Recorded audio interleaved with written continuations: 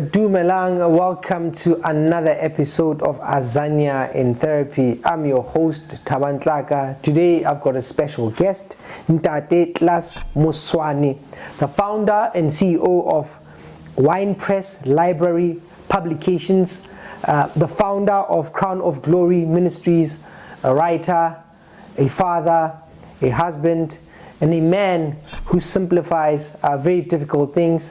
I'm happy that we had a conversation, a very sensitive conversation, but please join in. You are in for a treat. Yes, good morning. How are you? I'm fine, and how are you? I'm all right. I'm happy we can finally sit down and have a chat. Yeah, it's been a long time. Yes. Long overdue, ne? Yes. Prolific writer. You've written another title. Yes. Hey, what a title. The Rip of Tamar. The Rip of Tamar. Yeah, so man, maybe let's start there. How come in this season of your life you decided to approach this much needed but controversial but loaded topic, you know? Yeah. Being a pastor, I'm a pastor, by the way. Yeah. So being a pastor, you know, some people open up to you, they come to you for counseling, and some of the people that came to me, they went through, right? Especially by their family members, their brothers, their cousins, their uncles. So I began to study the subject of rape in the Bible. And I never thought there was such a thing in the Bible until I began to study, and I saw there's not only Tamar who was raped, but a couple of people who got raped. Even a man, I even found out that a man was raped by his daughters. So it is through that now I said, okay, let me study this subject so that I can approach it appropriately, and then to bring a solution and to bring healing to people in society. So I read your book, you know, I read it, and I wanted to say I enjoyed it. I did enjoy it, but it's because the take you took, like how you went about writing about it, right? Yes. And so maybe before I go there, for those who are not aware of the story, right? Some people might not be familiar with the account. Maybe just a summary of when we talk about, you know, Tamar in the Bible, what the account? Yes. Also, the story is found in 2 Samuel 13. 2 Samuel 13. It came about. The Bible says it came about that Amnon, he loved his sister Tamar. So they were half sister and half brother. They were both the children of David. And then Amnon loved Tamar so much that he even got sick. So and then his cousin Jonadab saw that there's something wrong with Amnon. And then he asked him, say, Amnon, what is bothering you? You are losing so much weight. What is bothering you? And then Amnon said, I'm in love with my sister Tamar. Tamar, his half sister. So Amnon, Jonadab, instead of being surprised and shocked, Jonadab came up with a solution to say, pretend as if you are sick and ask David, your father, to send Tamar to come and nurse you back to health. And Amnon took the advice of Jonadab, and then he pretended as if he was sick. So he lay down, and then Tamar came and baked some cake for him. And then it was in there that I believe as Tamar was busy preparing the cakes, the magwinya. So he was busy checking her out and say, hey, because the Bible says he lusted after his sister Tamar. So after when she was done, she wanted to bring the food to him, and then he acted moody and said, no, I will not eat until everyone is out. So everyone went out. And then he told Tamar, bring the food in my bed chamber. That was a red flag. But then Tamar thinking, this is my brother, and my brother is not feeling well. Let me just feed him. So when she brought the food, and then Amnon got hold of her, he grabbed her and said, lie with me, my sister. Can you imagine? And then that's actually, I believe it was a shock for Tamar, because you are my brother. How can I lie with you? And then such thing was not allowed in Israel because of the law of Moses. A brother and a sister were not supposed to lie together. And then she refused. She said, no, let's not do this. She even said to him, let's ask our father. Maybe our father can allow us to get married. Yeah. But then Amnon was stronger than her, and then he took her and raped her. Then after raping her, the Bible says he hated her. He hated her more than he loved her before.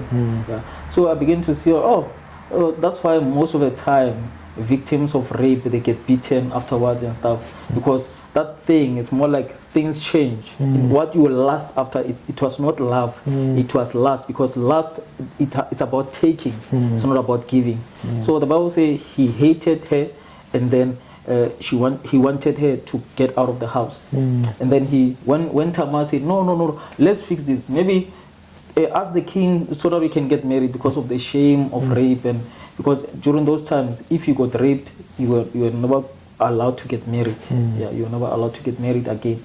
So she said, no, let's fix this thing, let's call the king so that we get married.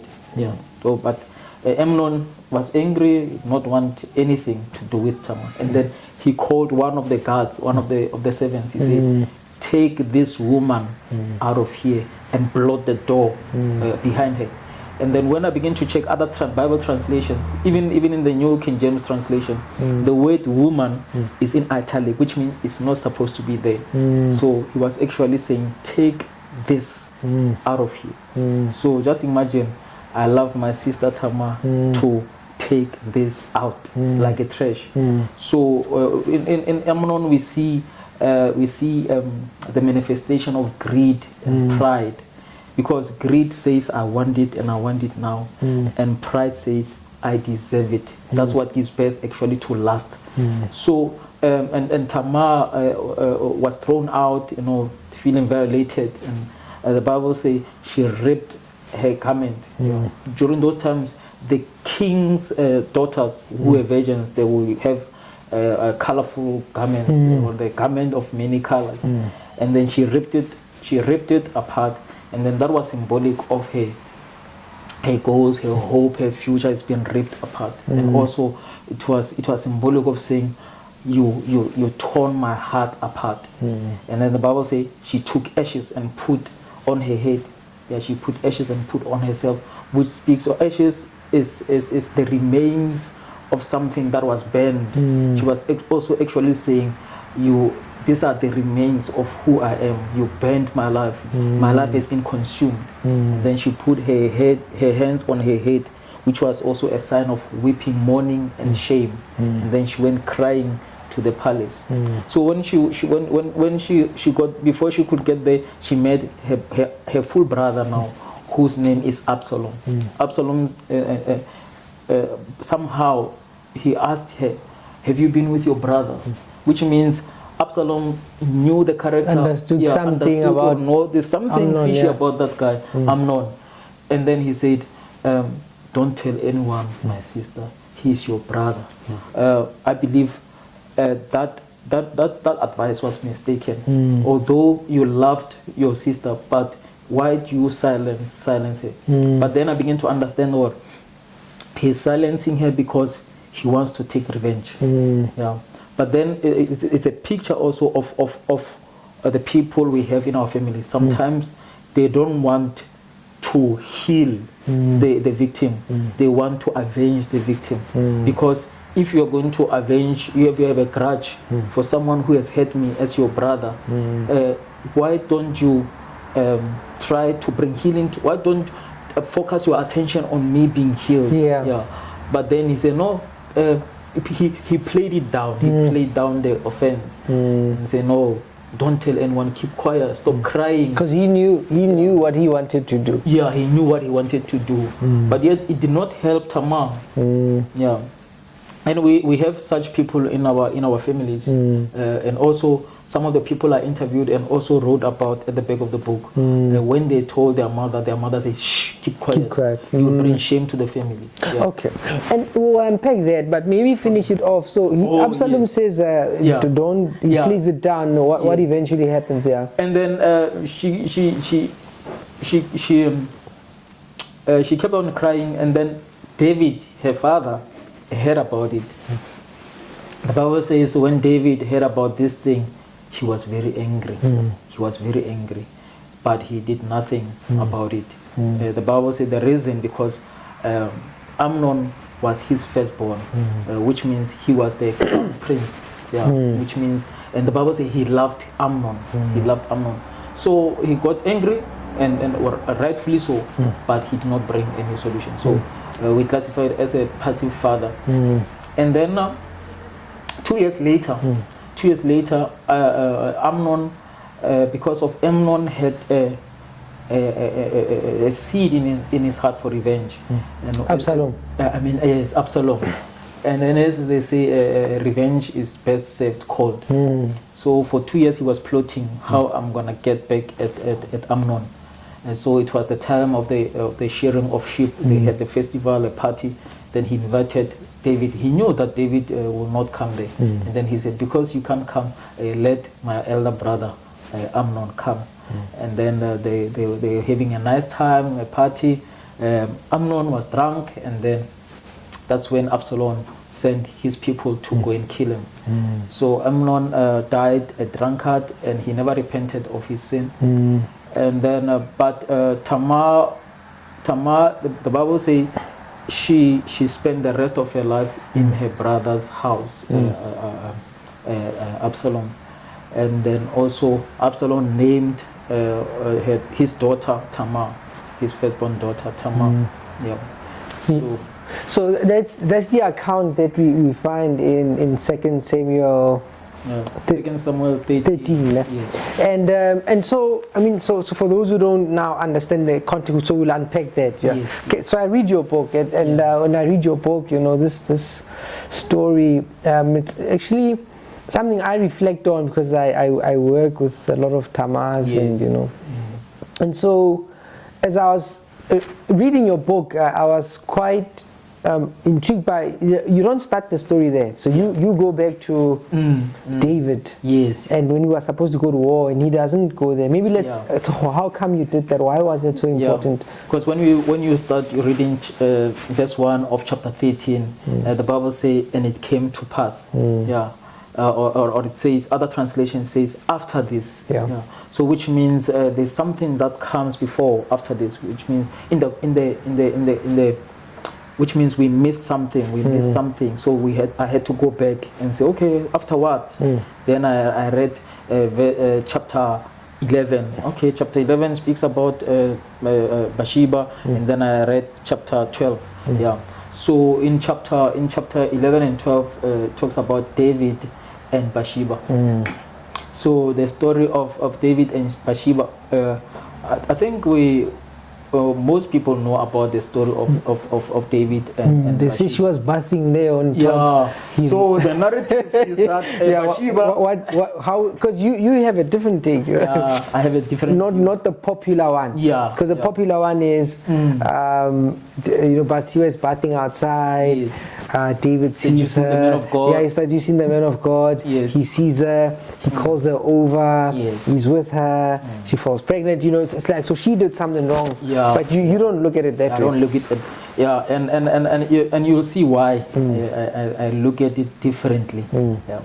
The narrative is that she seduced David, but the first thing you have to remember that it was the time during which kings went. It was the springtime, during the time where kings went to war, to battle. Because during those times, kings used to fight. They didn't just sit at the back and then send soldiers. Didn't wait for spring. The first of spring to go have fun.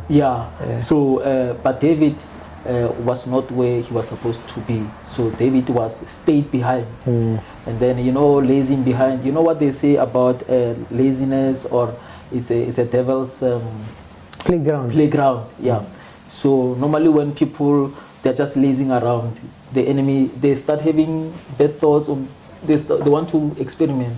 So, but during this time, David took a nap and then walked on his balcony or on the rooftop, and then there was Bathsheba bathing, and I believe Bathsheba didn't know that David is around. Yeah. And then they said, the Bible actually says she was bathing she was doing a ritual cleansing according to the law of Moses. After menstrual cycle, you had to bath. And I don't believe that she was naked, stark naked. Yeah, because during those times it was just you pouring water on yourself. But then David sees her, and then he inquires, who is this? And then the people the servants tells him, and then they tell him that she's married, but still she go and took it. The Bible uses this word, he went and sent the people to take her. He took her. Yeah. So David did not invite her. David did not trick her. David did not try to seduce or to woe to so he took her. And all this time there's no voice of Bathsheba. Bathsheba is silent. And then I believe it was more like a power dynamic, because if you are a king and then you're calling me, I cannot resist. Yeah, I cannot resist. Most of the time we think people are having consensual sex with their bosses, but they are actually having sex under duress. Yeah. It's more like when a 20-year-old or a 30-year-old is having sexual relations with a 12-year-old. You cannot compare. You can't say it's consensual. Yeah, you cannot say consensual. It's the same way with power dynamics. Yeah, because you're afraid, okay, this person might fire me, this person as the king, he might kill me. So Bathsheba went there. Yeah. Remember also with Vashti. Vashti did not appear before the king when the king called her. In the book of Esther. Yeah. The only thing that saved her is because she was the queen, or else she was going to be killed. Yeah. So we see that kind of a power dynamic. And also another thing is that when Nathan the prophet came and confronted David about the sin, Nathan never blamed Bathsheba. Yeah. Nathan never blamed Bathsheba, but instead Nathan blamed David. And again, when David repented of that sin, he didn't say, Lord, forgive us, forgive me and Bathsheba. He said, Lord, forgive me. Okay, another thing, because of the law of Moses at that time, the Jewish law, if a woman was found in adultery, she was going to be stoned, and we never see that happening with Bathsheba. Yeah. So those are some of the elements, some of the accounts that help you kind of see it this way, that it's because he's the king. He's the king. And she can't refuse this, right? Okay, and part of what you discuss is, so David had pride. So he had pride and he was passive, and the last, because you make comparisons, you see, so how you mean Amnon? Yeah, Amnon. But I mean, you say somewhere like where some of what Absalom, what Amnon does, part of it is because they learn from their father. Yeah, this is what that was what was going through my mind as I was reading, because David takes another man's wife, and then he kills that man Uriah, and then he gets away with it. And then in the midst of all those things, who is watching? Yeah, I believe Amnon was watching. I believe Amnon was saying, okay, my daddy got away with murder. Things like this. Yeah, things like this. I can also get away with it. My daddy can just take another man's wife. I can also take. Yeah, she's my sister. I can take. So I believe some of the things are learned behaviors. Yeah, some of these things are learned behavior. We look at our parents, we look at the things going around. Daddy is hitting mommy, and then you think, oh, this is how it should be. Yeah, subconsciously, when you grow up, you started hitting your wife, because what? This is what you observed. Mommy never took daddy to the police station or anything like that. You observed. Yeah. So some of the things, they are learned behaviors. Yeah. And so as you write your book, so there are people who share their stories. Yes. There's one story where this lady describes, her parents. She grew up in a Christian home. Yes. I think her parents were ministers. Oh, they were ministers. So they were going to minister. They take her, they leave her at another house. Yes. And then she gets abused there. And I mean that stood out for me. So now we are two men talking about this topic, right? Yes. And some person hearing two men talk about this, they might be like, "What are you?" But I'm happy that it's two men talking about it. Yeah. But especially a man now who pastors a church as well, because in the church, like, it seems like in this story with the lady's parents ministering, it's almost like this thing doesn't happen. Yeah. Right? Like, no, in the church. In church is nice people who love the Lord, and even if you are working for God, then this thing happens to your child. So these ideas around this doesn't happen to people who mean well, people who are doing good, believers, and things like maybe a comment around how church deals with such instances. I think also one of the reasons I wrote this book is because this matter, normally we shy away as pastors on the pulpit. Normally you can't hear a pastor talking about the rape of Tamar or I've never been and heard of rape. So it's actually a cry for the ministers to actually look into it and actually make people comfortable to talk about such things. Maybe people will open up and yes, these things, they happen, and they also happen to good people, unfortunately. And then sometimes it can be like, okay, God, I'm busy saving you, and then my child is getting molested, or my father was busy saving you and I get raped. Such things can, because the enemy always wants people to hate God. Want people to hate God and stop praying and stop saving the Lord. That's how he manipulates things. And so how does somebody get to be like Amnon? How does somebody get to that level where it's okay to do that to your sister? What are my thoughts about Amnon is that these things, they come as an idea, as a seed in your mind. You look at your sister and say, and then you start entertaining it instead of blotting out the thought, instead of meditating on the scriptures and meditating on other things or taking it out completely. But you entertain and you imagine these things happening, and then before it happens, you've already done it in your mind. So and then you also think of plans, because this is, you premeditate on these things. So this is what I'm going to do, this is what I'm gonna do to her. Okay, she's in the kitchen, I'm gonna become moody and then call her into the bedroom. So these are things that you cannot say they are mistakes. These are things that Amnon thought about carefully.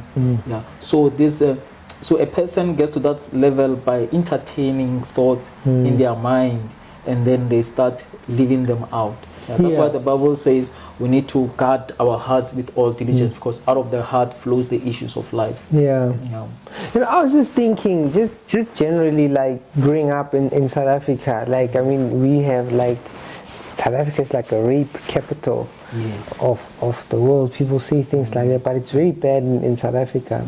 And I think when there was you had asked me to kind of write something, right? But at the time, my life was a bit hectic. But you're very busy. Very busy. But also the work, for me, I think it had affected me. Because I've seen I've worked with so many people that at some point, like, I could understand somebody like me, how they could become like a serial killer. Because when you see the damage and you see the devastation and you're like, do people know actually when you do this to a person, this is Sure. this is what you are doing to a person, right? Then I was thinking about that. So how does somebody become like Amnon? Then I think, but partly, we grow up, the things we watch, the music we listen to, like objectifies, like women are objects, right?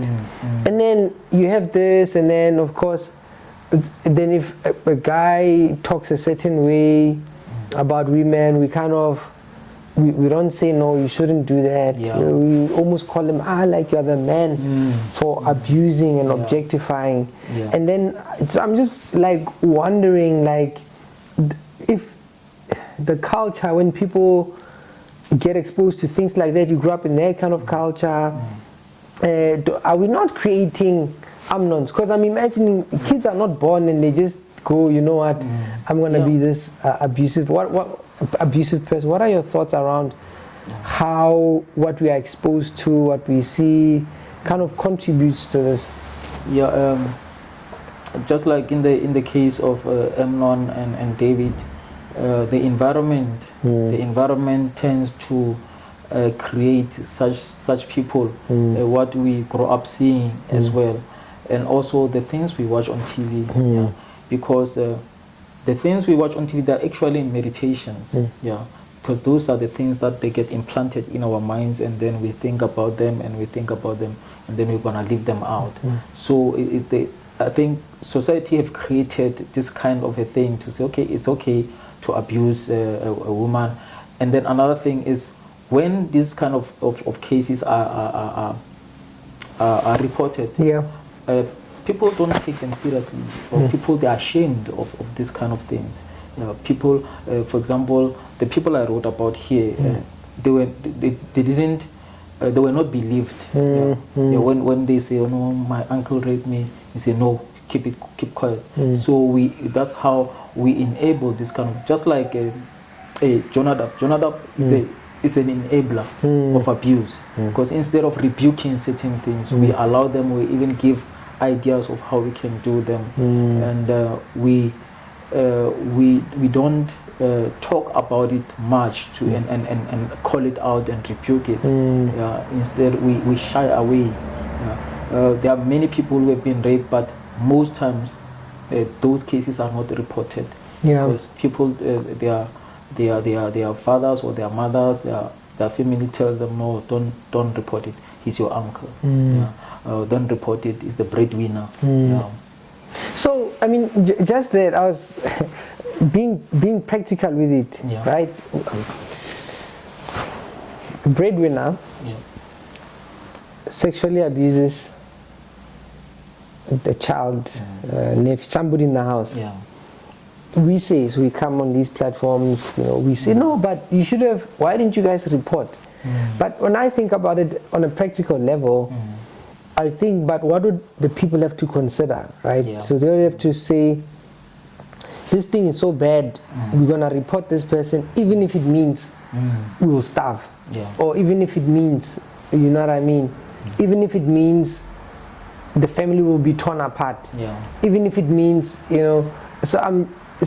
so sometimes I think we don't equip people enough, or we don't talk about it like that. Remember, to stand for something good, it means whatever fake peace we have, whatever fake, there are these family meetings like in December, people will say, it's Easter, I don't want to go home because there's that uncle there, my brother or my cousin who did this thing to me. And they will say, no, but why don't you tell them? And then to what end? I'm going to say it, they won't believe me, or if I say it, am I prepared for the family to be torn apart? Of course, I would say, but it's not you tearing the family apart. Whoever did that person. Whoever did what they did they are the ones. It's like when say a wife gets beaten, and then she goes to the police station, she opens the case, and the family comes, family meetings, and they say, no, what are you doing to our child? You are ruining the family. I'll be like, but hang on. When he did that, what did he think would happen? So, but I'm just saying, maybe we must help people with, if we are saying, when somebody tells you and you are you are going to believe them. Yeah. You must be also prepared, say, to help, to go the extra mile. Yeah. To not just believe, but to say, I believe you, this is how we're going to help you, say, financially, with a place to stay, you know, like, beyond just believing. I'm just saying, part of sometimes reporting means some things must fall apart. I don't know what's your take on that. A good man keeps his hands to himself. There's a question I like, you know, when I go to men's events, I like asking this question. I want to see if it's different in this room. Which man in your life can you trust with the woman in your life?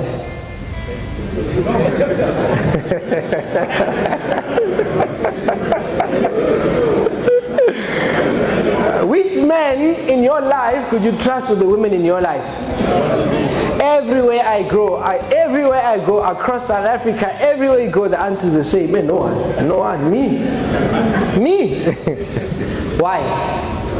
So it's because we know something. We know something about ourselves, and we know something about other men, right? So normally people don't. They're not even willing to step in and help because of what in their heart they already blame the victim. Yeah, so they are playing the blame game.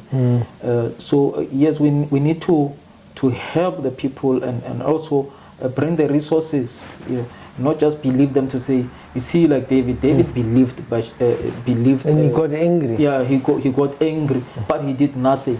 So instead of just believing and getting angry, we must do something. We must do something about the situation. Yeah, I believe that's how society will come out of this thing. And we are so much ashamed of what people did to us. We have just a victim mentality instead of rising above it. So we need to empower people and not care about to say, okay, it's gonna break the family because already the person has broken the family by deciding to rape and victimize your daughter or your nephew, your niece.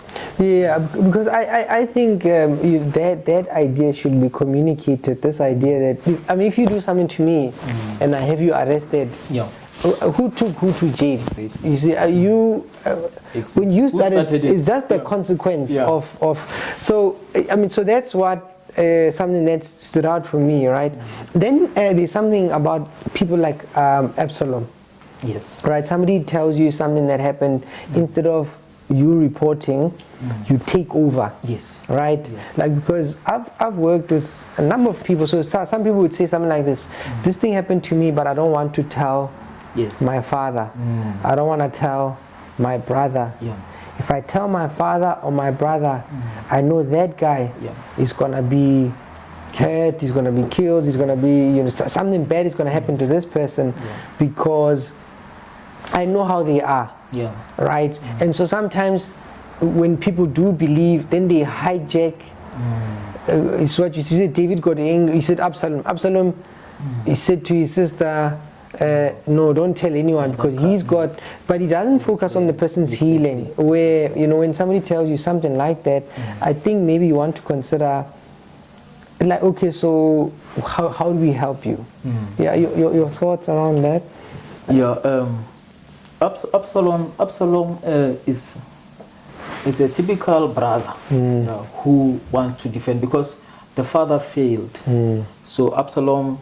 He thought, okay, the father failed, let me become the father, let me father her. And what do fathers do? They protect. And then unfortunately Absalom was just full of anger to the point of killing. And then he even rebelled against his father.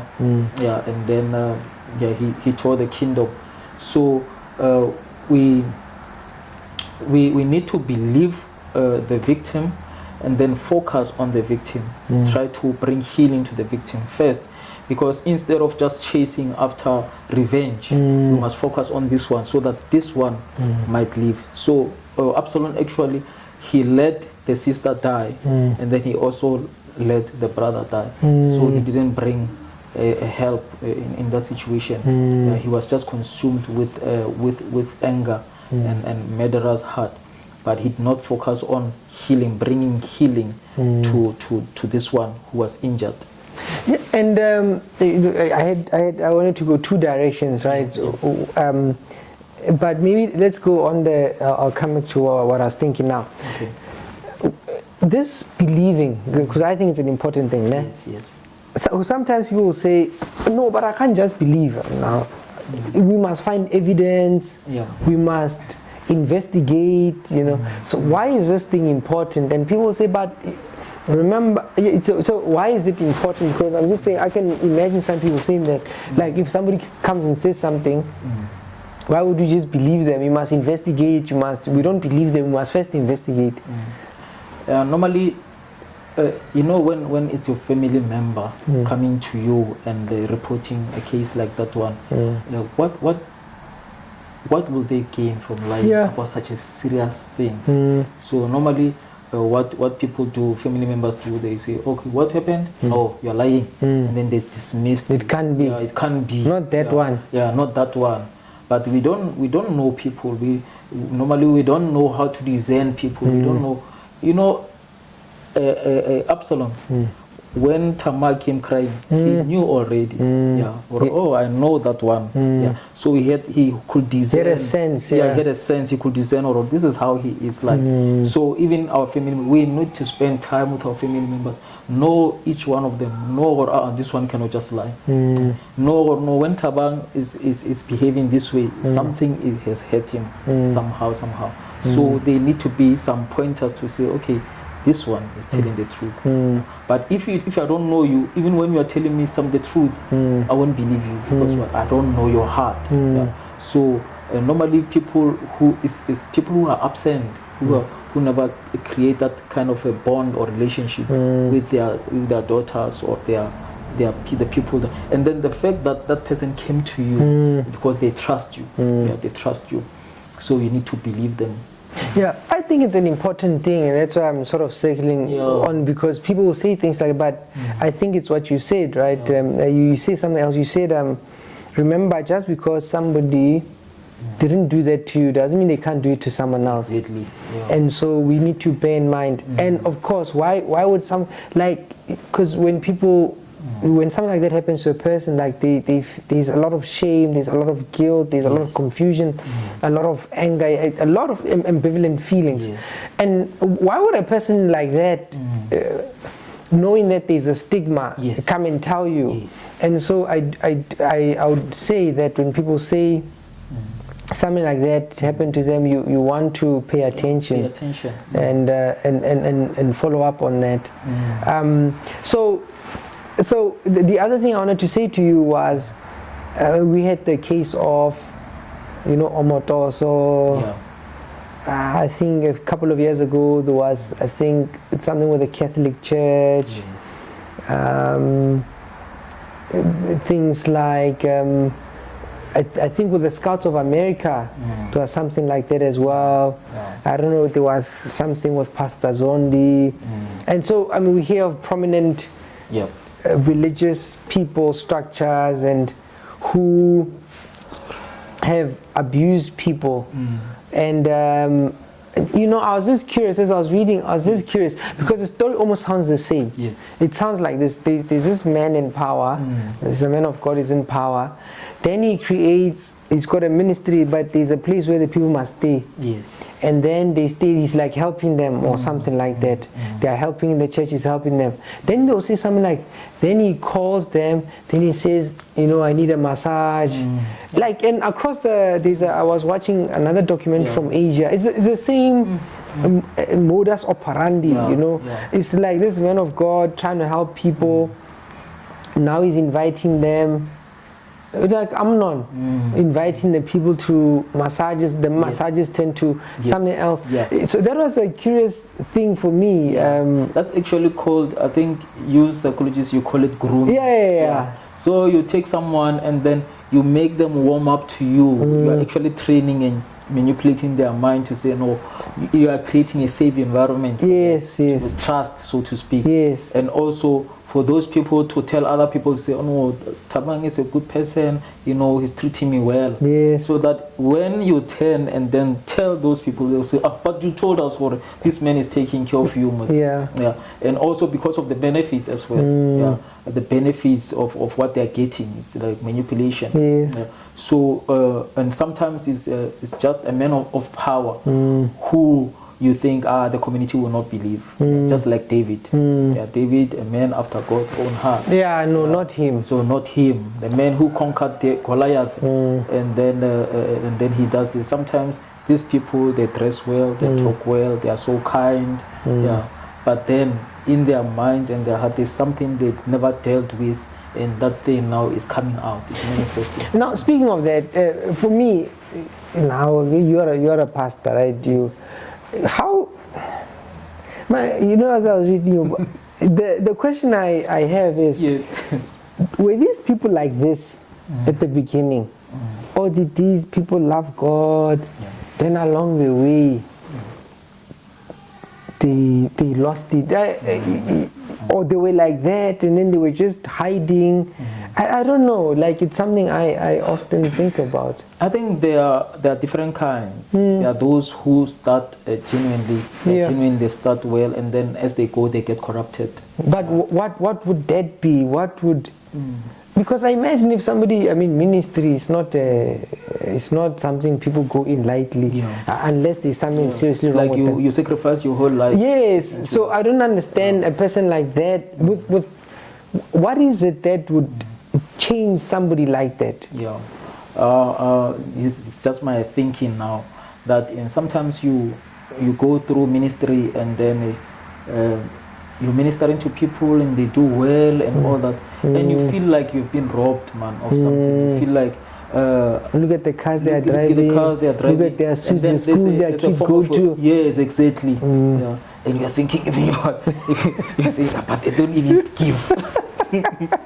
But then you don't take the matter to God, and then a wound is created in your heart, and then that wound is a what do they call, a foothold for the enemy to start working.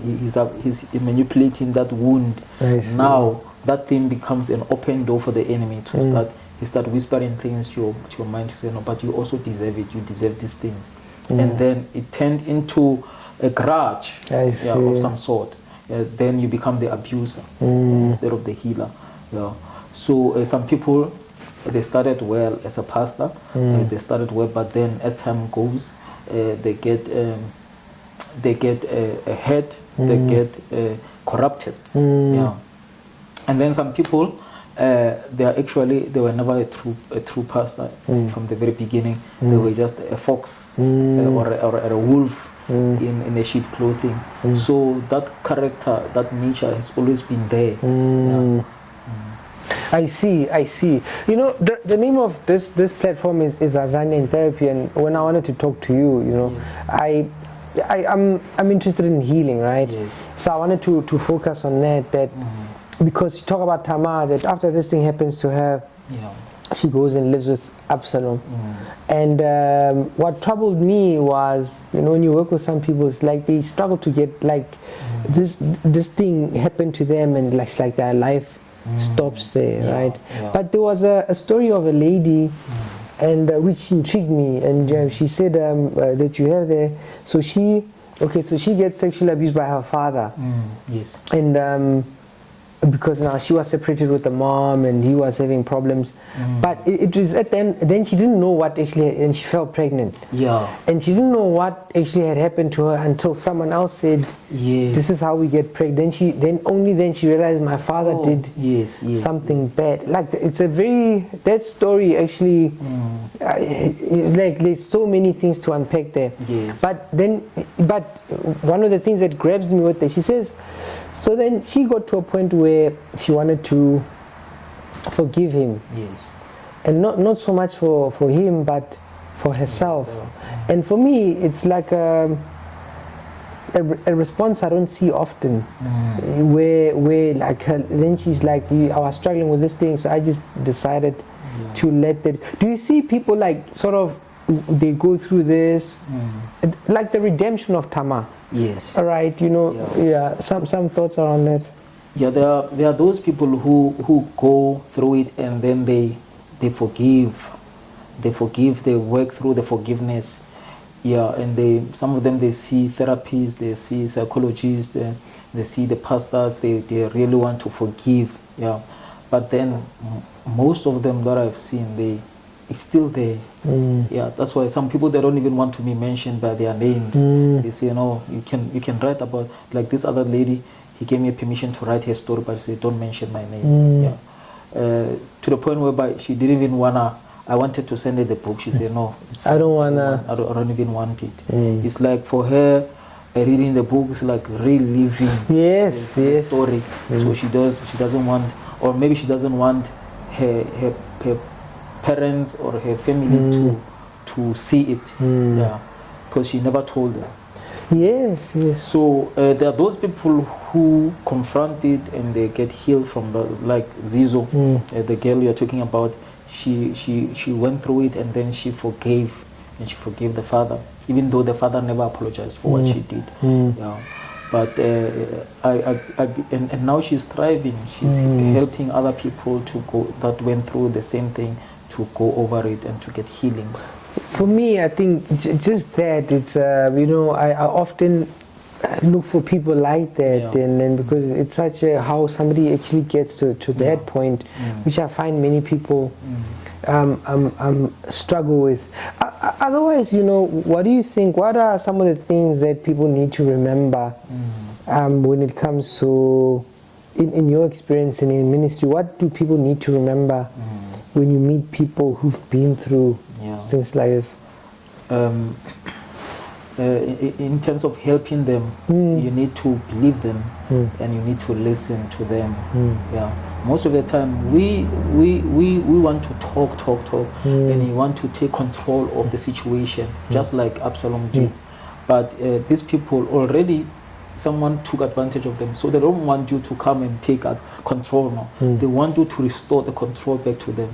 Yeah, so you need to ask them like, don't ask many questions, but go with what they want. Yeah. Don't take over and say, okay, now this is what we are going to do, this is what we are going to do, this is what we are going to do. No, get their advice. How do they want to go through it? Don't rush it. Yeah, don't rush them, and also don't blame them to say, what were you wearing? Yeah, what were you wearing? Just imagine, Tamar was wearing a garment. A garment is something that covers even the feet, but she was raped. So it's not about what the person. Little children, grannies, So people will blame her and say, oh no, maybe it's you winked at him. No, yeah, but as a responsible man, a child winking at you, you should be the grown up and not take advantage of that child. And then another thing is to, we talked about listening to them, and also pray for them. Don't just say, oh, I pray about it. Yeah, because most of the time the Christians will say we'll pray for you. Yeah, we'll say no, we'll pray for you, or no, just pray about it. Yeah, you must actually pray for them. Invest your energy, your prayer into this person's situation. Yeah, maybe two more things, right? So the other one you mentioned was, as I said, now we are two men talking about it. Men never really think about rape unless they think about jail, or prison, the consequences. Yeah, the men going there, like a lot of men are afraid of prison for that. Oh yeah, I don't want to go to prison because they're going to rape me, and there's a lot of shame. You said there's a man in the Bible who gets his daughters. Yeah. Right. Is it Lot? Lot. Yeah. But somebody might say, but Lot, that one is like a Lot. I mean, is it that terrible? Yeah. Rape is when someone have sex with you without your permission, and in that case, the daughters of Lot, they say, we see that we are lonely here and there's no children. Let us make our father drunk so that he can give us children. So they made him drunk today, and then they slept with him. Then the following day, they slept with him again. That is actually rape. Yeah, that is rape, because they didn't ask for him. He didn't allow them to do that. Yeah. They tricked him. They tricked him using alcohol substance. It's like when you spike somebody's drink and then you sleep with them, and then when they wake up, you say, but I wanted children. Yeah, which is actually, it's nice that you put it that way, because there are these myths, you know, and notions about sexual abuse. Like, it has to be violent, you must have scars, somebody must have forced you, but what you're bringing is this issue of consent, right? If I didn't give you permission, and so if I didn't give you permission, then it's a violation. And to remember that, because I find that some people who've been victimized, they will say things like, but I didn't fight, I didn't scream, my body responded this way, you know. So there's a lot of a struggle around that idea. But for me, the essence of it is, if somebody does something to you without your permission, now they cross the line. And because part of what happens, I find, especially when young people go to university, part of the game plan is that we're gonna get these girls, we're gonna get them drunk, and young guys don't actually consider that they're raping.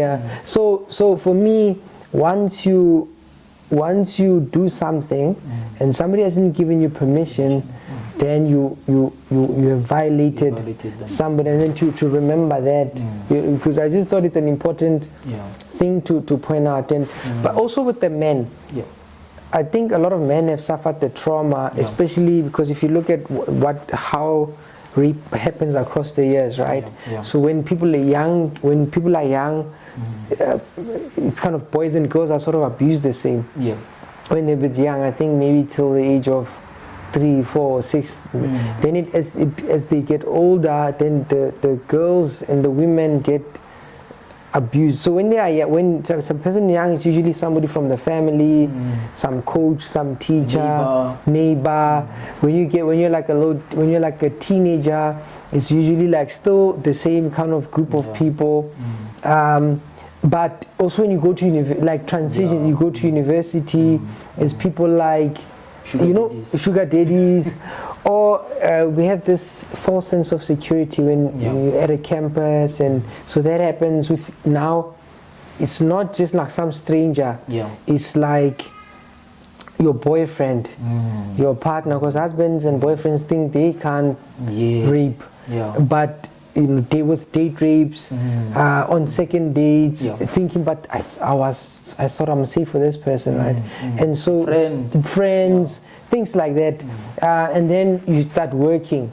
Now it's like your manager. Like I know, I've met so many people. It's actually upsetting where they've either lost work because some guy just said, okay, you want a job, you're gonna do this, and which is unfair, really. You go to school, you work hard, and somebody says, now I'm going to harass you, or you must do this with me. So I mean, this thing happens across people's lives. And then I want to say that, and you meet like 40-year-olds, 50-year-olds telling you, this happened to me. I've never 70-year-olds. I've never told anyone about it. Or some people, they even rape a 70-year-old. We see it in the newspapers. How sick is that? Raping an elderly. So these things, they do happen. And then mostly it's the issue of taking advantage. Because of power, or because of you make someone drunk, and you are taking advantage of them. Okay. One more question before I read a section, or maybe I should let you. We'll decide, right? After people have read your book, what response do you get? Do they say, I threw it under the bed, I just didn't want to look at it, I hide it, I look at this picture, this one you read in secret, so I don't see you in public holding this. Because it looks like somebody will ask you, what are you reading? So what do people say? I have a mixed responses.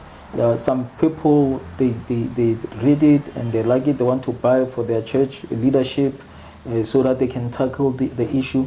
Some people, they buy it, they read it, but they don't want to tell anyone that they are reading it. Yeah. For them, it's like it's a shame. It's still a shame. Yeah. Some people, when I'm displaying them like this, they don't even look at it. Yeah. Say, oh, rape. Yeah. No. Yeah. So it's still showing the society, how society still is. We don't want to open up about this thing. Yeah. So it's still showing what our society is still crippled when it comes to the issues of rape. Yeah. But some people, they come to me, they say, no, this book helped me a lot. Yeah. They are thankful that I wrote it up. Someone is coming out there and talking about this thing and how to help people. Yeah. Yeah, I think wherever we can, I remember I went to a place and I spoke about it, and then the response, somebody just came and said thank you. Yeah. Thank you for, So I don't know, there's a part here, I don't know, you want to read it or should I read it for you? It's about, let me read your words back to you, then maybe it's the last thing I'll say. Yeah. It's on page 150, right? You say that lust is selfish, while love is selfless. Lust appeals to our self-centeredness and treats others as objects instead of people. Love, on the other hand, is an intentional devotion toward one another, no matter what the circumstances. Lust does not care if it brings shame to the other person, while love will never bring shame to the person who is loved. The goal of lust is self-gratification at the expense of someone else. Love, on the other hand, gives to others at the expense of self. Jesus showed the ultimate demonstration of what love looks like when he died on the cross on our behalf. So I thought, the way you talk about it, final thoughts, closing thoughts on this? Yeah,